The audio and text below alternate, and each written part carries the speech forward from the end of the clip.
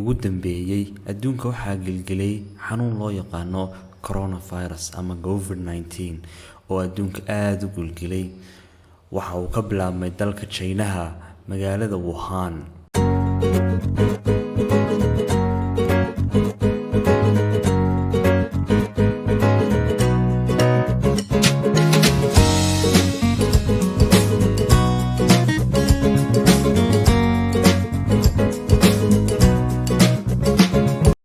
السلام عليكم ورحمة الله وبركاته. kusoo dhawaada kanalkeena Duni Socod Tech. haddii aad nagu cusub tahay si aad ula socoto fiidiyoyada dambe fadlan saar subscribe. fiidiyogeenan maanta waxaynu ku eegi doonaa waxyaabaha ku cusub dunida hadday noqoto tiknoolajiyadda, waxyaabaha la yiraahdo robotiska, droneska iyo waxyaabo badan oo la halmaala tiknoolajiyadda. wuxuu noqon doonaa barnaamij taxane ah oo inoo socon doona.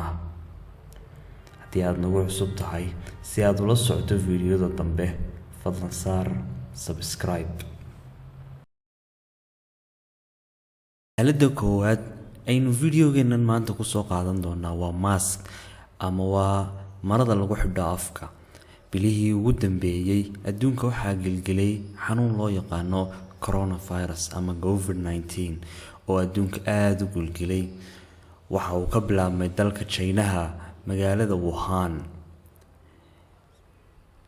aaladdan waxaa loo soo saaray in uu qofku ku sameeyo difaac uu iskaga difaacayo fayrasyada kala duwan iyo bakteeriyada jirka dibadda uga imanaysa. maaskigan waxaa loo farsameeyay inuu ka hortago fayrasyada iyo bakteeriyada qofka uga imaan karta cimilada isbedelkeeda iyo waliba xanuunada uu qofku qaado. sidoo kale maaskigani waxa aad suuqyada adduunka looga iibsanayay bilihii ugu dambeeyay isagoo noocyo badan ah, laakiin aaladani aad bay uga duwan tahay aaladihii hore. adduunkan aynu ku dul noolnahay tiknoolajiyaddu waxay ka tahay qayb aad u weyn. sidoo kale waxaa hadda adduunka ku shaqeeya dhakhaatiirta, warshadleyda iyo cid kasta oo wax soo saar rabtaa kama maarmayso tiknoolajiyadda isticmaalkeeda. haddaba sanadadii ugu dambeeyay injineeradu waxay ku mashquulsanaayeen sidii ay u soo saari lahaayeen difaac hooyada uurka leh, taas oo ka difaacaysa in ay ku dhacaan ama waxyeelooyinka inta badan ay sababaan shilalku ay uga badbaadi lahayd. sidoo kalena uu u badbaadi lahaa ilmaha ama cunuga caloosha hooyada ku jira. injineeradu waxay farsameeyeen aalad lagu xidhayo baylka ama suunka gaadhiga, taas oo difaac u noqonaysa hooyada iyo waliba ilmaha caloosheeda ku jira.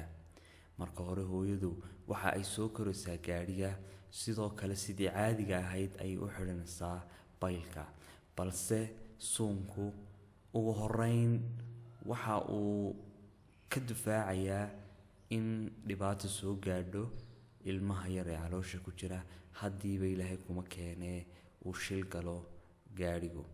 sidoo kale waxa uu difaac mar walba u noqdaa suunku qof kasta oo saaran gaadhiga. waxaanan kula talin lahaa inaad suunka xidhataan. weli waxaynu ku dhex jirnaa barnaamijkeeni maxaa cusub ee aaladaha aynu ku eeginay. qaybtan waxaynu ku eegi doonaa wireless charging oo ah aalad kuu jaajar garaynaysa xadhig la-aan moobilkaaga adigoo ku isticmaali kara gaadhiga dhexdiisa ama marka aad guriga joogto. aaladdan uma baahnid in aad moobilkaaga xadhig aad u geliso, balse waad dul saaraysaa uun moobilka. sidaa aawadeed moobilku waxa uu kuu jaajar garaysmi doonaa xadhig la-aan. waxay ku shaqeysaa nidaamka magnetka ama dabka maayadda uu moobilka ugu gudbinayo as a magnet moobilka bayteriga ku xidhan dhexdiisa. sidoo kale waa barnaamij iyo aalad degdeg ugu jaajar garaynaysa moobilka. sidoo kale waxaa aada looga maarmay isticmaalka xadhigga ee moobilka.